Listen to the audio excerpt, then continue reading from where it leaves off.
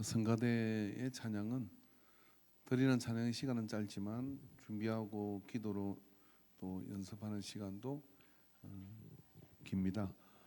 그런 것들을 하나님께서 받으시고 이렇게 말하면 이제 연습에 빠진 분들은 회개하고 열심히 연습할 줄로 믿습니다. 연습이 중요하겠습니까? 우리의 마음을 주님 앞에 고백하는 것이 중요한 것 같습니다. 또 우리 옆 사람과 서로 인사하겠습니다. 은혜 받읍시다. 한마디 더 하십시오. 은혜 받으면 다 해결됩니다. 은혜 받으면 문제가 다 극복되고 질병은 고침받을 것이고 태산 같은 문제가 이 앞에 있어도요, 다윗과 같은 믿음을 가지면 그 태산이 내게 훈장이 됩니다. 그런 은혜를 이루게 될 줄 믿습니다. 성경은 참 놀랍습니다. 왜 이렇게 놀라우냐면은 오늘 이 사도행전 1장에서 선포되는 이 말씀은 데오빌로라고 하는 이 한 사람을 향해서 복음을 설명하는 것으로 시작됩니다. 누가라는 이 사람이 누가복음과 사도행전은 같은 책인데 이 책을 이제 구분을 지어서 누가복음을 복음서에 집어넣고 이 사도행전은 다른 책으로 구분했었지만 한 저자가 데오빌로는 이 사람에게 일어난 현상과 그리고 그 복음에 대한 그런 어떤 사건을 조명하고 설명하는 것에서부터 책이 시작되게 된다고 하는 것이죠. 그러니까 그 책이 수천 수만 수억의 사람이 이 글을 통해서 하나님이 하신 일을 알게 된다고 하는 것은 참 성경이 얼마나 신묘막적한가 하는 것을 우리에게 가르쳐 줘요. 근데 데오빌로는 이 사람이 이제 우리가 추정 그때 구체적으로 누군지는 이런저런 말이 있지만 정확하게 이 사람이 누구인지는 나오지 않습니다. 단지 우리가 추정할 수 있는 것은 그가 굉장히 로마의 고위직에 있던 갈리라고 하는 부분이고요. 그 사람이 예수님을 믿게 되고 그리고 예수 믿고 난 뒤에 궁금한 것들이 생기게 된 것이죠. 자, 그 사람 입장에서 생각을 해보면 이런 겁니다. 지금부터 2000년 전쯤으로 1900년 전쯤으로 돌아가서 세상을 바꿀 수 있는 것은 로마의 사고는 뭐냐면 로마의 어떤 장수가 그게 무슨 영화였던 것 같은데 너는 왜 이렇게 로마를 위해서 전쟁을 하느냐라고 물을 때 황제가 이렇게 물어요. 그랬더니 로마가 미치는 곳에는 무지가 물러나고 그리고 야만이 물러나는 그런 세상을 바꾸는 일이라고 생각했지는 이 칼을 의지하고 정복 전쟁을 펼친다라고 그렇게 이야기를 해요. 근데 실제 여러분 로마가 망하고 난 다음에 인류사는 500년 후퇴했다고 인류학자들은 이야기합니다. 여러분 이는 야만이라는 걸 잘 모릅니다. 근데 그게 유일한 세상을 바꾸는 길이라고 생각해서 거기에 권력을 쥐고 그리고 로마라고 하는 시스템 속에서 다양한 인종과 다양한 사람들이 그렇게 세상을 한 시대 도로를 닦고 세계사에 흔적을 남깁니다. 그런데 말입니다. 복음이 예수라는 한 사람을 통해서 갈릴리 촌 사람 이 복음을 통해 가지고 세상이 뒤흔들리기 시작하는 걸 느끼는 거예요. 적어도 데오빌로라는 이 사람이 그랬을 때는 예수님이 부활하시고 그리고 성천하시고 오순절 마가이다라 통해 성령의 역사가 있었고 그리고 성령의 역사를 받은 사람들이 복음이 전방위적으로 뻗어갈 때 그 속에서 그러한 현상 속에 예수 그리스도에서 물세를 받은 것으로 사료되는데 입문을 한 겁니다. 왜 입문을 했겠습니까?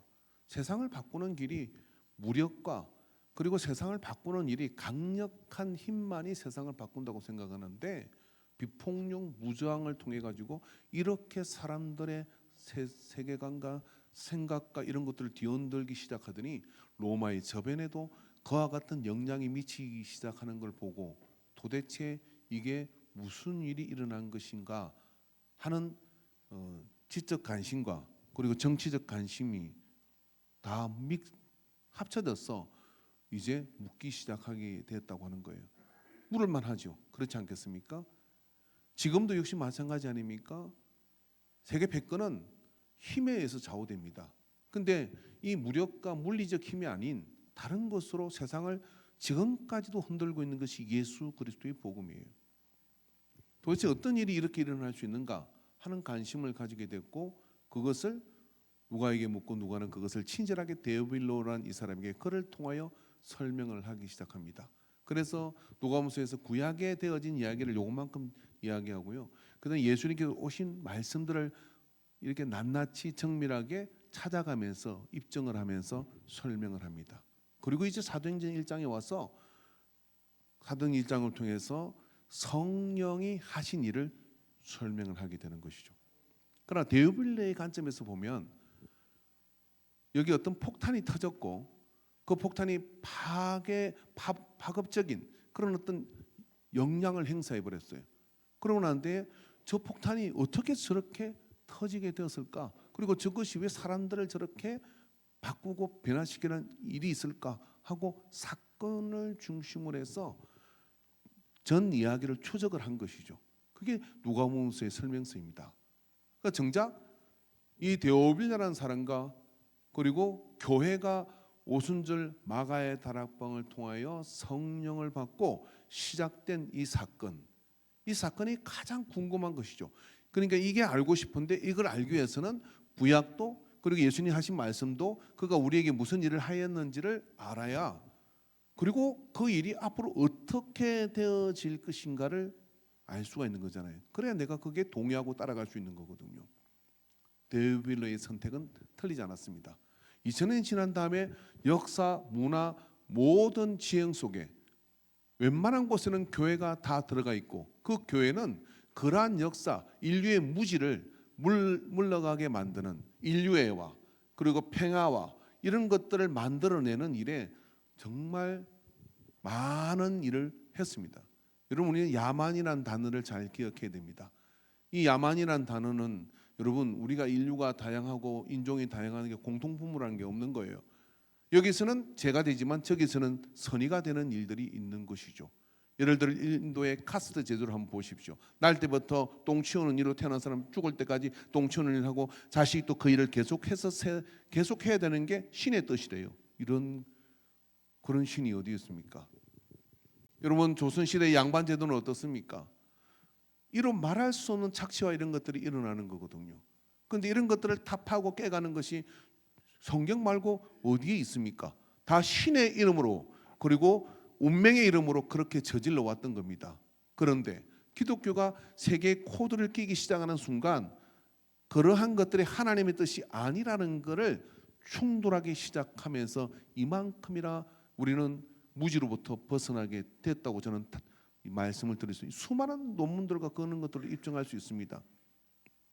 데볼리는 이것을 선택을 했고 이제 그는 진실하고 본격적이고 구체적이고 그리고 확고한 믿음을 얻기 시작하여 그 오순절에 일어났던 그 사건이 내게 어떻게 일어날 수 있는지를 누가는 설명하고 싶었고 데오빌리는 경험했을 거라고 생각합니다. 그러나 이 글을 듣고 읽을 때 데오빌리는 그러한 경험이 없는 것이 명백합니다. 그렇기 때문에 그것을 설명했던 것이죠. 그럼 그 사건이라는 게 어떤 거냐면 바로 성령 세례라고 하는 겁니다. 이 성령 세례, 즉 우리에게 있어서 이 세례라고 하는 것은 성령 세례에 대한 그런 많은 혼란스러운 주장들이 있지만 이건 명백하게 주님께서 우리에게 물과 성령으로 거듭나지 않으면 하나님의 나라에 들어갈 수 없다 그렇게 말씀했다. 요한복음 3장 5절 같이 읽어봅시다. 시작. 예수께서 대답하시되 진실로 진실로 내게 이르노니 사람이 물과 성령으로 나지 아니하면 하나님의 나라에 들어갈 수가 없느니라. 예수님이 하신 말씀이거든요. 누구에게요? 니고데모에게. 어떻게 영생을 얻는다 물을 때 이렇게 말씀하죠. 사람이 물과 성령으로 거듭나야 된다. 그리고 이 본문에서 요한복음 3장에서 하나님이 세상을 이처럼 사랑하사 독생자를 주셨으니 이는 저를 믿는 자마다 멸망치 않고 영생을 얻을 것이라 성경 전체를 함축하는 말씀을 니고데모의 대화 속에 집어넣습니다. 그 중요한 부분에 또 하나가 들어있는데 뭐냐면 물과 성령으로 거듭나야 된다라고 말씀을 해 주셨다고 하는 겁니다. 물과 성령으로 거듭나는 이 일은 모호하게 처리될 수는 있습니다. 예를 들어 우리가 믿음을 가지고 물 세례를 받으면은 그 안에서 주님께서 우리에게 성령 세례를 준 것이다라고 이렇게 그 증거가 뭐냐라고 얘기하면 네가 주를 고백하고 또 믿고 있지 않냐 이런 이야기들을 할 수가 있겠죠. 그런 근거가 전혀 없는 건 아니에요. 그렇지만 사도행전을 따라가다 보면은 명백하게 어떤 생각을 하게 되느냐면요, 물 세례와 성령 세례가 구분되고 있습니다. 성령 세례가 먼저 올 수도 있고 성경이 있잖아요. 그리고 물 세례를 받을 때 성령 세례를 받는 사람도 있고 물 세례를 받고 난 다음에 성령 세례를 받는 사람도 있습니다. 무슨 차이가 있는 것일까요? 여러분, 세례라고 하는 것은 기독교로 입문하는 가장 기본적인 절차입니다. 내가 예수를 믿기를 시작할 때, 디오빌라가 오늘 예수를 믿기 시작했다는 것은 자기의 의지적 고백입니다. 그래서 세례는 철저하게 자기 의지로 고백하고 나가는 거예요. 물론 그것도 하나님의 은총이고 은혜의 인도하심이죠. 그렇지만 내가 동의해야 됩니다. 동의해야 세례를 줄 수 있지. 제가 오늘 교회 왔다고 해서 이리 오십시오, 제가 물을 붓고 그 다음에 세례를 바로 팍 주는 폭력을 행사하진 않아요. 내가 그 세례를 받겠다고는 세례의 의미가 뭔지를 알고 내가 이제 기독교 입문해서 배우겠다가 아니라 예수님을 내 마음으로 모신다는 것인데 그게 세례거든요. 근데 그 세례는 공개적으로 이루어집니다. 공개적으로 이루어진다는 이야기는 앞으로 나는 이제 그리스도인이요, 이제 예수님과 함께하는 사람입니다 하는 이런 고백이 그게 동반되는 거예요. 혹시 가운데 아직 세례를 받지 않은 분이 있었으면은 저한테 오십시오. 제가 동의하면 세례를 내일 다음 주라도 베풀어 드릴게요.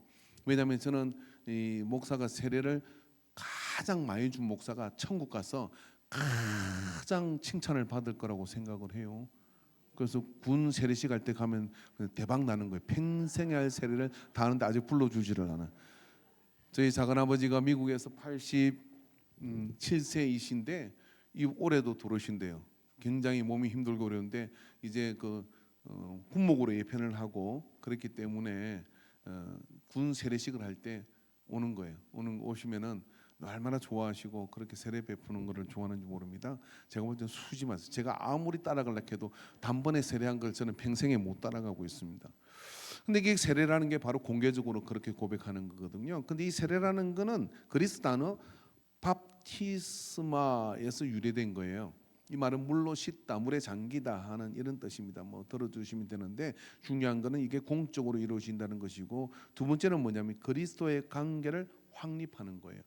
그래서 세례를 받을 때 이제 나는 새로운 삶으로 살아가기 위해서 그리스도의 공동체 일원이 되겠습니다라는 거예요. 그러니까 여러분, 새로운 여기 받았다 저기 받았다는 게 아니라 평생에 한 번 받는 것인데, 교회에서 세례를 받았으면 여러분이 미국에 가더라도, 그리고 혹시 이스라엘 가가지고라도 여러분이 요단강에 들어가서 세례 체험을 할 수 있지만 세례는 이미 여기서 받은 거예요. 그래서 여기서 받아야 돼요. 세례를 받는 것은 한 번 있는 겁니다. 그렇게 한 번 세례를 받고 나면 우리는 전 세계 그리스도인의 일원이 된 거예요. 그래서 우리가 외국 가서 영어를 잘 못해도 한마디는 배우십시오. Are you Christian? 이렇게 물으시는 거예요. 저는 이건 할 줄 알아요. 그러면 I am Christian 그러면 오 브라더 그리고 형제가 되는 겁니다. 근데 요즘 하나 더 물어요. 리얼 크리스찬, 가짜가 많으니까 눈 똑바로 쳐다보고 리얼 크리스찬, 너 예배 빠지지 않고 예배 드리고 그리고 뭐 믿음의 확신은 오늘 죽어도 천국 가냐 이런 것까지 영어로 해야 되는데 모르면 그냥 리얼 크리스찬하고 똑바로 째려보시기 바랍니다. 그럼 대개는 눈을 피합니다. 나는 날라리 나 이런 크리스찬 이럴 수도 있겠죠. 옆 사람 한번 해볼까요? Are you Christian? 리얼 크리스찬? 저 영어 잘해요. 그렇게 리얼 크리스찬 묻게 되면 눈을 정중히 보고 나면 I'm real Christian이라고, 저는 진실한 크리스찬이다. 오늘 죽어도 난 주를 위해 죽고 살아도 주를 위해 산다. 이런 고백이 되는 사람이 있는가 하면은 그냥 나 교회 다닌다고는 하지만은 내가 봐도 날라리 같고 내가 봐도 라이론 같아 이런 생각이 들면 고개를 슬피하면서 아직은 이렇게 말할 수는 있습니다. 근데 그 구분이 뭘까요? 리얼 크리스찬의 구분이 뭘까요? 예수님과 온전히 함께하는 패밀리, 가족이 된 것이 전 세계 그리스도인가. 그리고 또 한 가지 의미가 뭐냐면 우리의 죄와 모든 것들을 지우시는데, 로마서 6장에 지난번에 제가 설교한 것처럼 우리가 세례를 받을 때 그리스도와 함께 어떻게 됐다는 거예요? 세례를 받을 때 그리스도와 함께 장사 지낸 바를 됐다는 거예요. 그럼 우리의 세례는 어떤 것이냐면 예수님 앞에 나의 옛 사람은 죽이고 그리고 태어나야 된다는 거예요. 죽이고 태어나요. 저는 평생에 한번 침례를 해봤거든요. 그 침례한 애들이 때깔이 좋아. 믿음 생활 잘하고 있어요. 근데 행위가 중요한 건 아닌데 가끔은 목회하다 이런 생각이 있습니다. 저 사람은 세례를 다시 줘야 되겠다. 완전히 안 주고, 여러분 김장하다가 배추가 팍 절이져야 되는데 배추가 펄펄 살아면 우리 하영이 집사님 어디 갔습니까? 요리하러 가셨나? 펄펄 살아면 우리 하영이 집사님 이야기입니다. 배추를 기절을 시켜야 되는데 소금으로. 예? 그래가지고 세례 받을 때 딱 먹고 성부와 성자와 성령 이름으로 세례를 주노라 해가지고 너 배날래 안 배날래 죽을래 살래 해가지고 건지고 싶어. 그러고 싶은 충동이 일어나는 사람들이 우리 교회에 예배당에는 없어요. 가끔 만나는 경우가 있어. 예수 믿는데 사기치고 다니고, 예수 믿는데 거짓말하고 다니고, 예수 믿는데 엄한 짓 하고 다니고, 어떻게 세례 받은 거 죽었는데 왜 사람이 그렇게 시커멓게 살아 있어? 이런 생각이 성질병이 그대로 행사하고 제 이야기하는 거예요. 그렇게 어떻게 안 죽어서 그런가? 어떻게 그런단 말이죠. 그러니까 이 침례를 줘가지고 확실하게 담가버려야 되는데, 여러분 세례를 받을 때 어떻게 합니까? 목을 목사한테 맡겨야 돼요. 그리고 코를 딱 막어. 그 다음에 손을 맡겨야지. 거기 뒷걸음치면서 안 빠지려고 이러는 사람들 별별 사람이 다 있죠. 그런데요, 그렇게 맡기고 나는 이제 죽었습니다. 죽이든지 살리든지 알아서 하옵소서 하고, 그러면 성부와 성자와 성령의 이름으로 세례를 주라 했으니까 안수받은 목사가 그걸 세례를 준단 말이에요. 인간적으로 제가 깊이 담그겠어요. 살짝 담그고 올리겠지. 물 안으로 들어갔다가 짧은 시간이지만 그 시간을 통해 주님, 내 의지로 나의 옛사람은 이제 여기서 죽고요, 새 이름으로 새롭게 살겠습니다 하고 물 밖으로 올라올 때, 그 믿음이 있는 사람은 그때 성령을 받아요. 그때 언제 올라가지? 믿어도 돼? 아이 뭐 물은 왜 이렇게 적시는 거야? 뭐 이런 사람들이 있죠. 세례 받을 때마다 사람마다 참 반응이 특이합니다. 우리 저 선우가 왔는데, 지난번에 선우 참 감격스럽죠. 저는 진짜 올해 조심해야 돼요. 왜냐하면 복된 일이 너무 많아요. 올해 한갑에다가 돌잔치를 해주고, 그다음에 손자도 보고 손녀도 보고, 예배 시간 이런 이야기하면 안 되는데 여러분이 부러워서 저한테 힘든 짓 할 것 같기도 하고, 그래서 조신하게 지내고 있습니다. 근데 손자를 세례를 주는데요, 내가 깜짝 놀랐어. 이게 물을 딱 보면, 얘가 보통 애들이 물을 보면 이렇게 하고 울거나 이러거든요. 얘는 빤히 쳐다보면서 물이 떨어지니까 3번 제가 물을 세게 부었어요. 3번 부었는데 물이 흐르니까 그걸 빨아먹어. 얘는 세례물을 먹은 놈이요. 와, 때깔이 달라. 그냥 내가 말은 못했지만 그날 여러분 에피소드를 아셔야 돼. 그 요단강에서 기로운 물로 세례를 못 줬어요. 왜냐하면 제가 손을 쳐가지고 세례통에 물이 엎어진 거예요. 한 방울도 안 남았네. 그래 얼른 급한 김에 먹던 물을 담가가지고 세례를 줬는데, 만약에 요단강 물을 먹었다고 생각해 보세요. 이종환 장로님이 보았지만 그게 깨끗합니까? 생물학적으로. 그런데 이 물을 먹였어요. 그러니까 애 엄마는 걱정하지 말게 그럽니다. 와, 하나님은 신묘막측해요. 야는 세례물을 먹는다는 거 알아가지고 미리 엎으셨어. 그러고 어떻게 했냐면 이 물로 가지고 얼른 부었지. 아무도 눈치 못 챘죠. 그래서 먹길래 아이고 할아버지가 먹은 물 네가 먹고 은혜가 그렇게 흘러갈 줄로 믿습니다. 속으로 정리 다 했어요. 왜 그런가 했더니 먹는 놈이 나타난 거예요. 그래서 여러분 먹거나 아무튼 장기간 해가지고 배나야 새롭게 되는데, 이게 세례다 이 말이죠. 근데 어떤 의미냐면 이게 세례는 죽었다가 태어나는 거예요. 죽었다가 태어나는 거예요.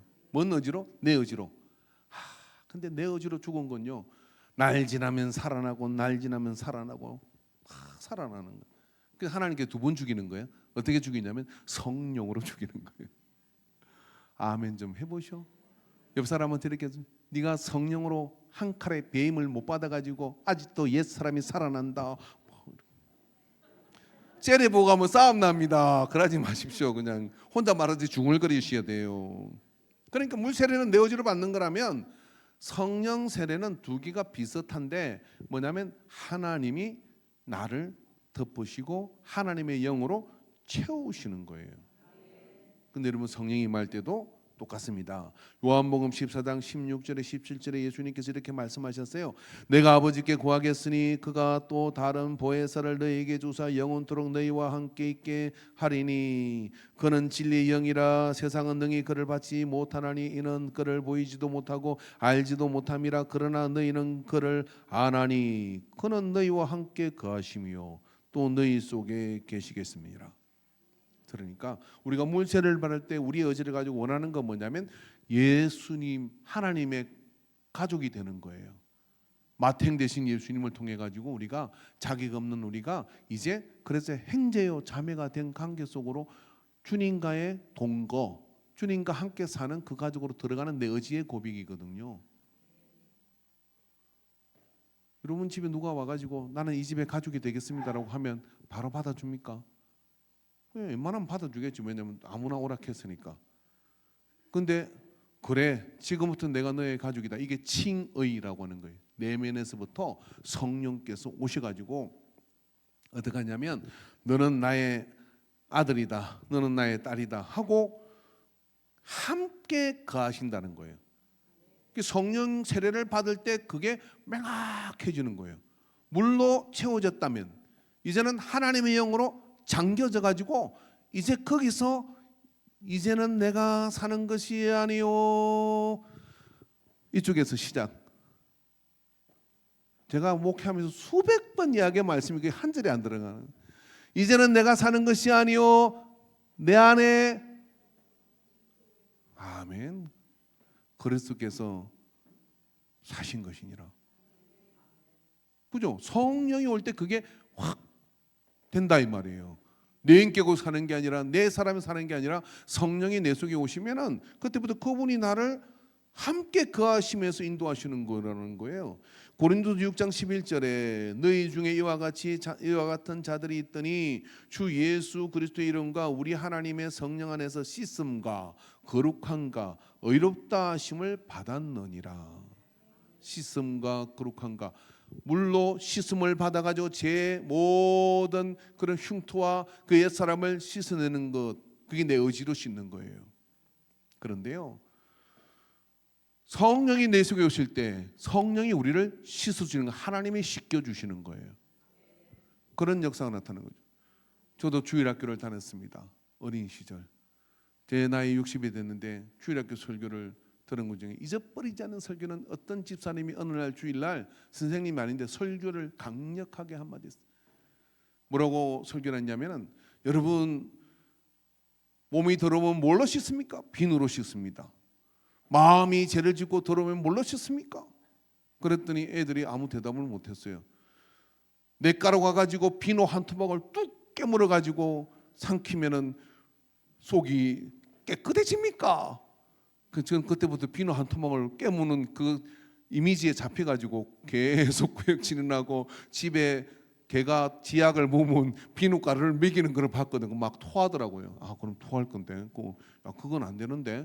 그런데 그걸로 되지 않고 예수님의 보혈로 우리의 죄를 씻습니다.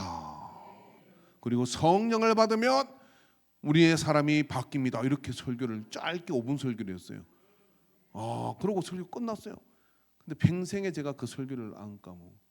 그러니까 우리의 속을 청소할 수 있는 것은 예수의 보혈밖에, 예수의 피밖에 없네. 근데 그 예수의 피가 믿어져야지.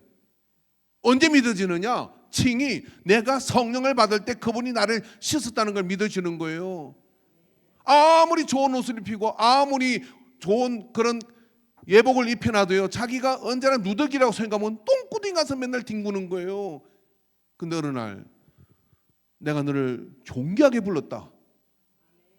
미스터 선샤인 그 영화의 제일 명대사는 이거잖아요. 그 선교사가 이 주인공이 이렇게 말해요. 존귀한 자여, 노비로 자식으로 태어나가지고 엄마가 주인에게 두드려 맞아 죽어버린 이 아이의 한이 얼마나 크겠어요. 근데 선교사를 만났는데 이 아이에게 이렇게 합니다. 존귀한 자여라고 불러줬다 이 말이에요. 그때부터 자기가 존귀한 자라는 걸 깨달았어요. 여러분 이게 인류의 무지를 물러내는 하나님 예수 그리스도의 말씀입니다. 근데 이게 내면적으로부터 성령이 올 때 확신이 되어진다 이 말이에요. 오늘 이 자리에 앉은 믿음을 가지고 있지만은 말씀을 들어도 확신이 있는 사람이 있고 믿음으로 그걸 행하고자 하는 열망이 일어나는 사람이 있는가 하면은 그 말씀이 또 뭐 그런 이야기겠지라고 종교는 아펜이라고 그렇게 이야기하는 사람도 있다 이 말이에요. 누군가는 성령을 받은 사람은 예수님의 말씀이 확신이 들어져서 자기 삶을 똑바로 지시하며 주님께서 나와 함께 하실 것을 믿음으로 정복한 것이 복음의 역사입니다.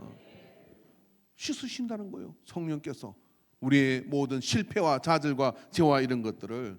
그러니까 성령 세례를 받을 때 내가 물세례를 받은 계약서들이 이행되는 역사가 하나님께서 어떻게 이루시는 역사를 보여주는 게 이 성령 세례입니다.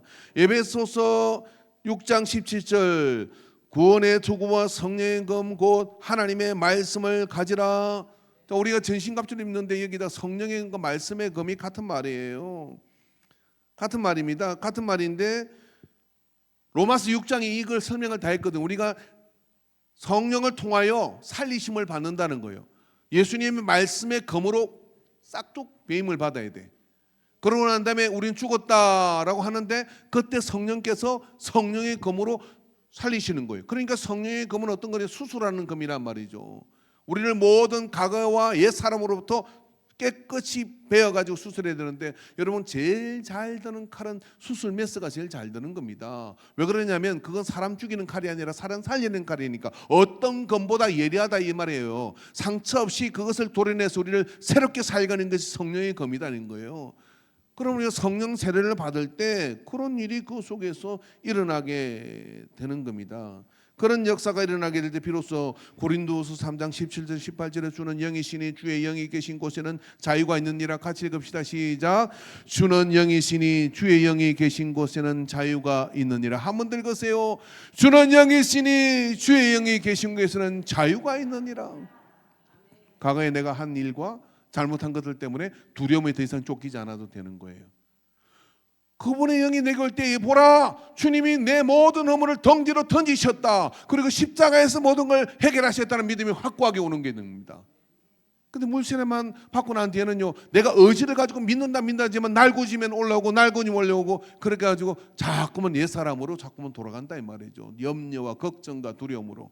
물론 성령의 세례를 받은 사람 염려 걱정 두려움이 없는 건 아닙니다. 있긴 있습니다. 그러나 힘을 못 써. 왜 그러냐면은 또 지더라. 그러나 하나님께서 나와 함께 하신다고 주님께서 함께 하시며 확신을 잡고 옆 사람한테 너는 존귀한 자다. 너는 존귀한 자다. 할렐루야. 18절 그 다음 절 다시 읽어봅시다. 시작. 우리가 다 수건을 벗은 얼굴로 거울을 보는 것 같이 주의 영광을 보매 그와 같은 행상으로 변하여 영광에서 영광에 이르르니 곧 주의 영으로 말미암으라. 말씀 띄워놓으세요.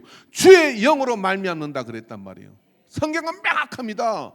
왜냐하면 성령 세례라 이 말이에요. 주의 영이 우리 가운데 그렇게 세례 주시고 그리고 난 다음에 우리를 변하여 영광에 이르도록 만드는 거예요. 다른 길은 안 된다는 거예요. 예수를 믿고 난 다음에 여러분이 성령 체험을 하고 성령 세례를 받고 난 뒤에 변화가 그때부터 진짜로 시작되기 시작해요. 근데 이 성령 세례는 여러분 우리가 기억해야 될 게 뭐냐면은 오순절날 마가의 다락방에 임한 이 놀라운 성령의 세례가 지속 반복적으로 재현되고 있다고 하는 겁니다. 그 이례적으로 한 번 있었고 인류사 속에 이제 성령이 오셨고 그 성령이 이제 그냥 물 세례 받으면 성령 세례 받는 것 이게 아닙니다. 성경을 보십시오. 사도행전 10장 44절부터 48절 말씀 볼까요? 여기에 고넬료의 집에 일어난 사건이 초대교회 예루살렘 공회에 있어서는 매우 중요한 문제를 결정하는 이유가 됩니다. 그 말씀 우리는 자세히 볼 필요가 있어요. 여기 보면 베드로가 이 말을 할 때 성령이 말씀을 듣는 모든 사람에게 내려오시니 베드로와 함께 온 할례 받은 신자들이 이방인들에게도 성령 부어 주심으로 말미암아 놀라니 아무도 기대하지 않았어. 거기서 세례 받은 사람도 없고 할례 받은 사람도 없어. 그런데 베드로가 입을 열어 말씀을 전하는데 거기 함께 온 사람들도 기대하지 않았어. 그런데 성령께서 하나님께서 주도적으로 하나님께서 그들에게 성령을 붓는 것을 봤어요. 46절에 이는 방언을 말하며 하나님을 높임을 들음이니라. 이에 베드로가 이르되 이 사람들이 우리와 같이 성령을 받았으니 누가 능히 물로 세례 베품을 금하리오하고, 그렇게 물 세례 이전에 성령 세례를 먼저 받아버렸어요. 명하여 예수 그리스도의 이름으로 세례를 베풀라 하니라. 그들이 베드로에게 며칠 더 머물기를 청하니라. 그리고 물 세례를 줬다, 이런 이야기입니다. 이 사건이 고넬료 집에 일어난 사건이에요. 그리고 이방인들에게 복음을 전하는 게 맞나 틀리나 하는 공회가 열렸을 때 사도행전 11장에서 15절부터 18절의 말씀을 보면 이렇게 얘기합니다. 내 말을 시작할 때 성령이 그들에게, 저 공회에 있는 사도들 앞에, 야고보 앞에서 베드로가 증언을 하는 겁니다. 내 말을 시작할 때 성령이 그들에게 임하시기를 처음 우리에게 하신 것과 같이, 처음 뭐지? 오순절 마가의 다락방에 임했던 성령의 역사가, 자, 사진 좀 띄워주십시오. 제가 유명한 그림 하나를 띄워드릴게요. 여러분 이 그림을 꼭 보셔야 돼. 하가가 그린 건데 너무 멋지잖아요. 오순절 마가의 다락방에 비둘기 같은 성령, 불 같은 성령이 임하였는데, 그때 성령이 임할 때 어떻게 됐다는 거예요? 그 사람들은 성령이 임하는 걸 눈으로 봤고 소리를 들었고, 그리고 그들이 각 방언을 하는 것을 통해 가지고 물리적으로 그걸 체험했던 정확하고 아주 실제적인 물리적인 현상을 경험했다, 이런 이야기입니다. 그러니까 베드로가 지금 고넬료 집에 사는 이야기. 자, 말씀 다시 사도행전 11장 15절 말씀을 보면은, 내가 말을 시작할 때 고넬료의 집에 가기 싫었어. 그러니까 베드로가 이게 성령 임하겠다는 믿음을 가지지 않았어요. 저는 피 터지게 되면 성령 받아라 해도 눈만 깜빡거리지만 베드로는 가가지고 성령 받아라라고 하고 싶은 생각이 없어. 근데 고넬료는 지금 하나님을 믿어요. 예수님 만난 적이 없어요. 근데 베드로를 총하라 해서는 베드로를 청했어요. 그리고 베드로를 통해서 예수님에 대한 말씀을 듣는데, 베드로가 무슨 이야기 했겠어요? 예수님이 십자가의 부활과 십자가의 죽으심과 부활, 우리 죄 때문에 죽으신 걸 얘기했을 것이고 부활을 얘기했겠죠. 그 말씀을 잘 이해를 했을까? 이해도 다 못했을 때, 내가 주의 말씀을, 내 말을 시작할 때 성령이 그들에게 임하시기를 처음 우리에게 하신 것과 같이 한지라. 즉 오순절 마가의 다락방에 이 사건이 베드로가 보는데 재현이 됐다는 거예요. 근데 오순절 마가의 다락방에 성령이 임할 때 베드로는 이게 성령 세례라고 생각 안 했어. 언제 생각했냐? 여기서 생각했다니까요. 그 다음 절 보십시오. 내가 주의 말씀에 요한은 물로 세례를 베풀었으나 너희는 성령으로 세례를 받으리라 하신 것이 생각났노라, 그랬단 말이에요. 그러니까 마가의 다락방에서 사도들이 경험한 것은 성령이 임하셔가지고 우리에게 그런 어떤 역사가 나타났는데, 이게 예수님께서 니고데모에게 물과 성령으로 거듭나야 된다고 하는, 그리고 성령을 받을 것이라고 한 그 예수님 말씀이 이거구나 하고 고넬료 집에 일어난 사건을 통해서 깨달았다. 왜 깨달았냐? 마가의 다락방에 일어났던 일이 똑같이 거기서 재현됐다는 거예요. 그리고 사도행전에 이런 재현은 계속 일어납니다. 언제까지? 지금까지 우리에게 복음이 전해지는 모든 곳에 성령 세례가 우리 속에 일어나고 있고, 이것이 초대교회를 이끌고 가는 역사예요. 근데 어느덧 물세례를 이야기하지만 성령 세례를 모호하게 처리하는 일들이 벌어집니다.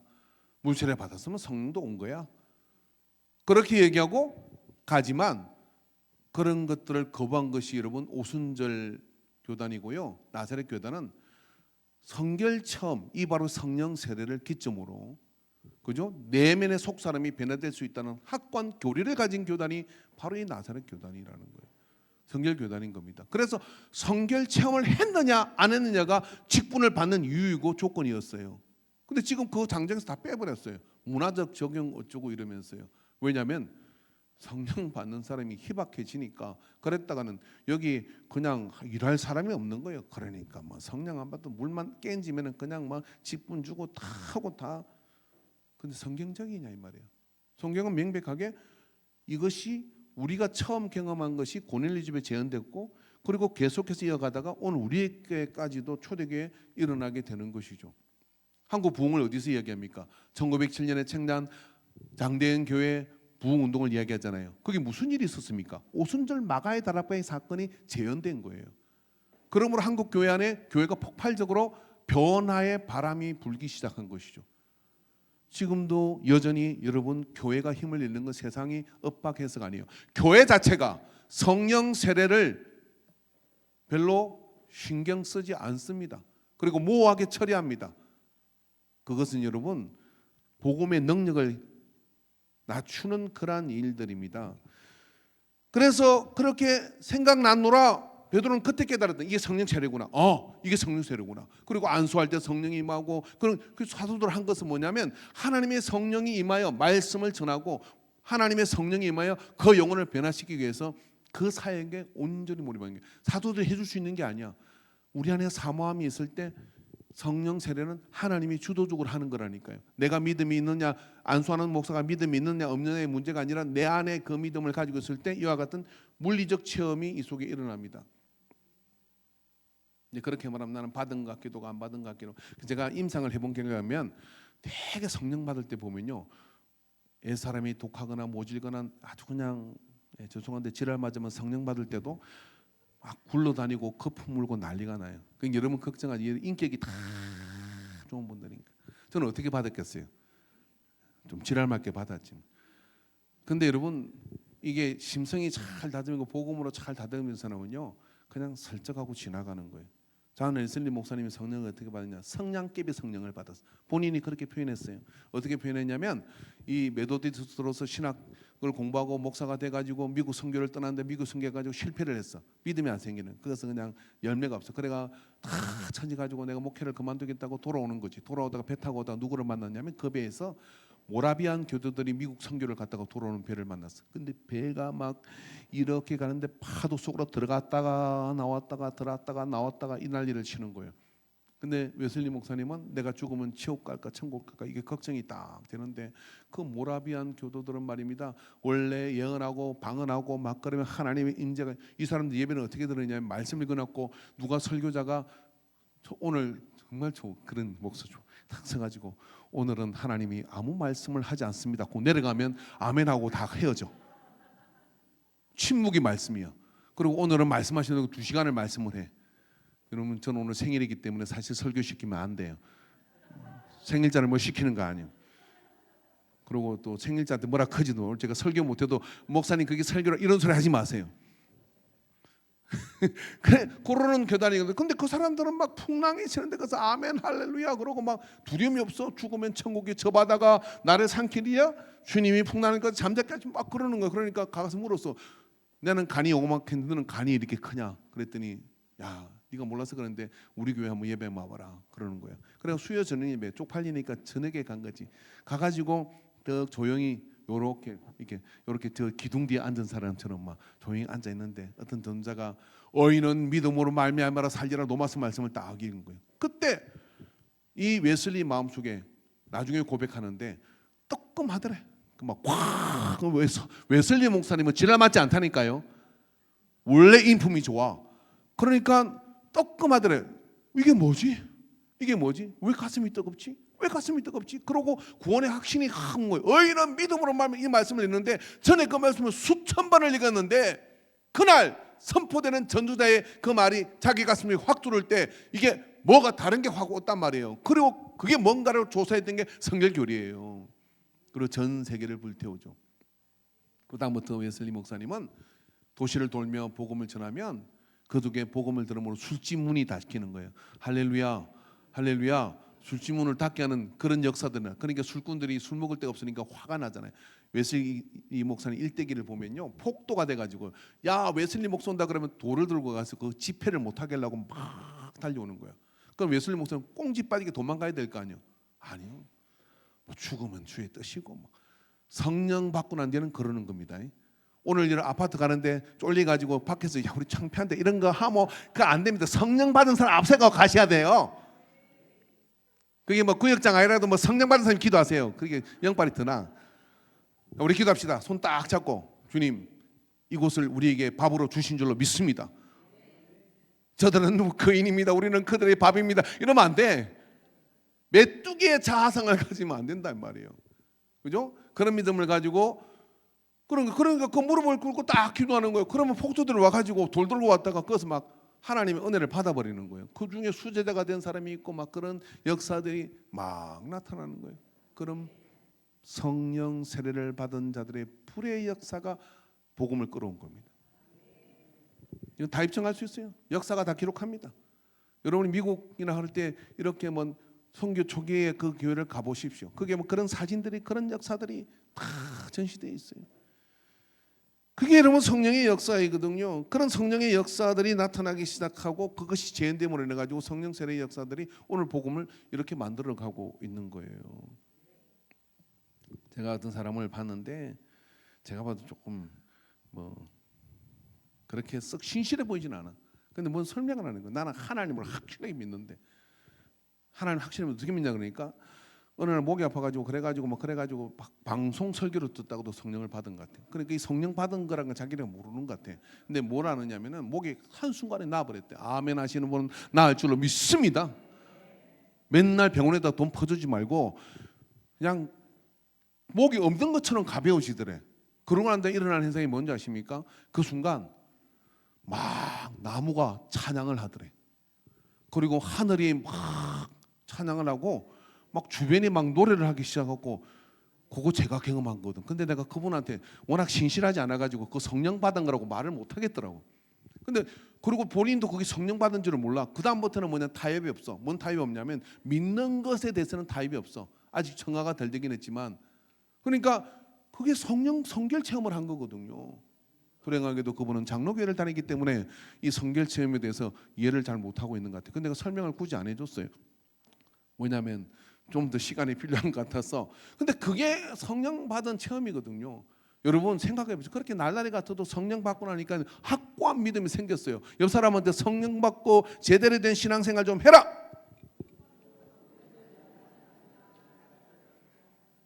제일 힘든 사람이 뭐냐면은 성령 안 받고 신앙생활하는 존경스러운 분들, 의지적으로 예배에 나온 거잖아요. 그런데 성령 받은 사람은요 주일 되면 눈이 바짝 떠져. 그리고 막 가고 싶은 마음이 이 안에서 방망이질을 해요. 오늘은 더 얼마나 즐거울까? 그죠? 전날에 이런 까마득히 잊어버리고 아침에 눈 올 때 새날이 오 해피데이 새날이 시작됐구나 하고 하루를 즐겁게 시작합니다. 과거에 덕지덕지 붙은 그런 것들이 나를 괴롭히려는 생각들은 싹싹 닦잖아요. 말씀의 검으로. 그런 다음에 어떻게 하냐면 새날이 내게 열려갈 것이고 주님께서 나와 함께 하신다 믿음의 담력이 그 속에서 막 일어나거든요. 물론 성령 받아서 계속 그러한 상황이 되지 않고 뭐 우울할 수도 있지만 마지선을 넘지 않아요. 성령 받은 사람들은. 근데 성령 받는 것은 어떤 체험의 자극의 순으로 생각하면 안 돼요. 그런 것이 아니라 그것을 통해 각 사람 케이스 바이 케이스인데 아무튼 성령 세례의 체험을 가지는 신앙생활은 행복한 신앙생활이다. 이런 이야기입니다. 자, 여러분 우리 교회는 어떻게 전도해야 될까요? 어떻게 전도해야 되냐면 기도 전도를 해야 돼요. 자, 기도 전도 어떻게 하냐면 제가 이렇게 딱 보니까 교회는 많이 있지만 하나님의 영에 충만한 교회는 항상 모든 역사 가운데 많지 않았어요. 그 많지 않은데 우리 교회가 들어가면 돼. 그러려면 어떻게 되느냐면 성결 기도회를 우리 교회가 언제 하는지 아시는 분? 금요일 저녁에 하거든요. 그 금요일 저녁 하는 기도는 어떤 기도냐면 이와 같은 성령의 세례를 받는 재단 초청을 하기 위해서 시작을 했어요. 근데 지난주 주가가 폭락을 한 것입니다. 어떻게 폭락하냐면 지난주 금요 예배는 완전히 어두운 사망의 골짜기를 들어가 버렸어요. 왜 그럴까요? 오늘 우리 전도하러 가야 되는데 마귀가 가만히 있는 거예요. 여러분은 안 왔지만 마귀는 와가지고 야 두루기만 돌아봐라 하고 여러분 발목을 잡아가지고 친구 만나고 바쁜 일 생기고 다 그래 정리를 해버린 거예요. 그러니까 중직부터 다 정리를 해버린 거예요. 그래가지고 정말 마당놀이 하듯이 이렇게 했는데 저 혼자 열심히 또 그냥 깽끄당 할렐루야 찬양하고 막 그렇게 하죠. 싸워 나가야 될 거 아닙니까? 근데 어느 날 여기 모인 숫자만큼 심야 기도에 우리가 모여 부르짖고 기도하면 폭발적 그렇게 여기 모인 숫자가 될란가 믿음이 별로 안 생기는데 어느 날 금요일 저녁에 제가 왔는데 다 왔어. 그러면 그 주간에 무슨 일이 있는지 제가 15분 딱 설교하는 거예요. 기적이잖아요. 물 세례 받은 사람들 데리고 해달라는 게 새가 애가 터지는 거예요. 설명 이런 갈 필요 뭐 있습니까? 주님이 오늘 말씀하지 않습니다. 그래도 그대로 회개하고 다 하는데 그게 성령 그 15분 설교하는데 베드로가 15분 설교하니까 어떻게 3,000명이 회개했다. 그러니까 우리가 그렇게 하면 부흥하는 거예요.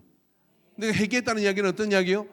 이 교회 저 교회 다니던 사람이 온 게 아니라 뭐예요? 예수 믿지 않는 사람이 예수 믿고 변화되는 역사가 그 속에 나타났다, 이런 이야기예요.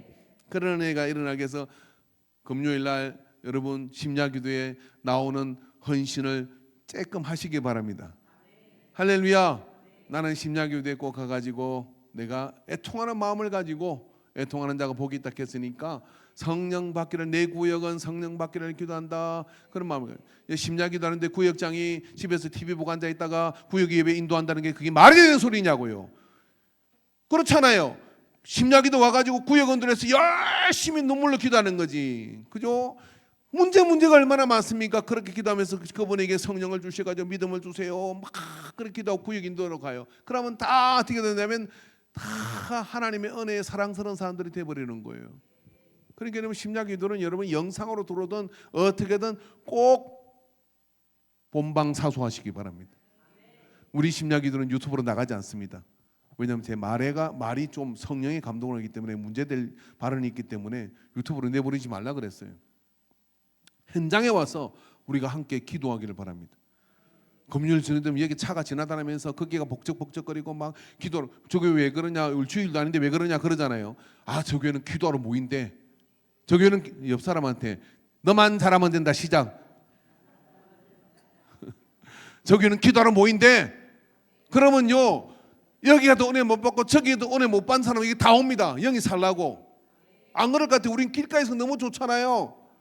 그리고 그 나갈 때 그냥 할렐루야라 부르면 막 그렇게 기도 소리가 진동을 하고 막 그래가지고 나간다고 생각해 보세요. 이 주변에 그런 교회가 있나요? 시설 큰 교회, 100억으로 짓는 교회도 있고, 어떻게 뭘로 싸울게요? 우리 영빨로 승부해야지. 할렐루야. 100억 그 부럽지 않아. 우리는 믿음으로 기도로 여기 오면 완전히 변화돼서 우리 구역 오면 기도로 덜덜 삶아가지고 삶을 완전히 바꿀 거야. 할렐루야. 할렐루야. 그 믿음을 가지고 가야 됩니다. 사역자 하나가 기도하기 시작하면요, 하나님께서 그런 역사를 만들어 주시더라고요. 무슨 애들을 까다로 꼬시고 이런 거 하지 말고 기도로 제대로 된 믿음이 들어가도록 그렇게 만들어야 되잖아요. 우리 안나인 전선을 오고 나는데 애들이 저기 눈 뜨고 있잖아요. 저는 눈 뜨고 있는 애들이 아니었거든. 놀라운 변화가 일어나고 있습니다. 할렐루야. 안나인 전선 얼마나 금요일에 기도 많이 하는지 몰라요. 우리 정선에서 얼마나 기도 많이 하는지 몰라요. 여러분 마귀가 역사하는 시대예요. 근데 이때 영을 깨운다는 건 보통이 아닌데 기도 없이 되지는 않습니다. 그러면 옆 사람이 우리 구역장은 기도하나 시작.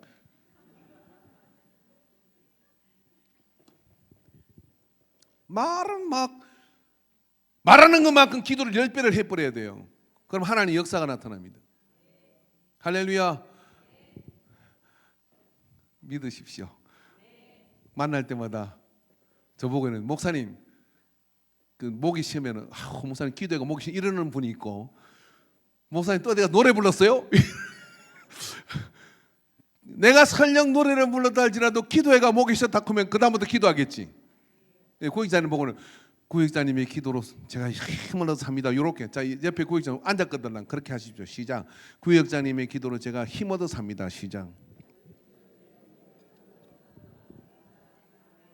엄마가 기도 안 해. 애가 더 기도해. 근데 엄마를 볼 때마다 애가 이렇게 기도해. 이러면 엄마의 기도로 내가 사니까 엄마 기도 절대 해야 돼. 그렇게 얘기하면 엄마가 기도를 하겠어요, 안 하겠어요? 최중관 권사님 열심히 하시잖아요. 그러니까 애들이 잘 되니까 뭐 저한테도 뭐 이렇게 뭐도 주고 뭐 그렇게. 할렐루야. 예. 기도합시다. 예. 하나님 아버지, 우리는 성령 세례를 받았는지요? 받은 줄로 믿습니다. 받은 자가 되게 하소서. 성령 세례를 통해서 예수 믿는 진짜 맛이 뭔지를 깨닫고 사는 우리 모두가 되게 하소서. 예수님의 이름으로 기도합니다. 아멘. 찬양하겠습니다.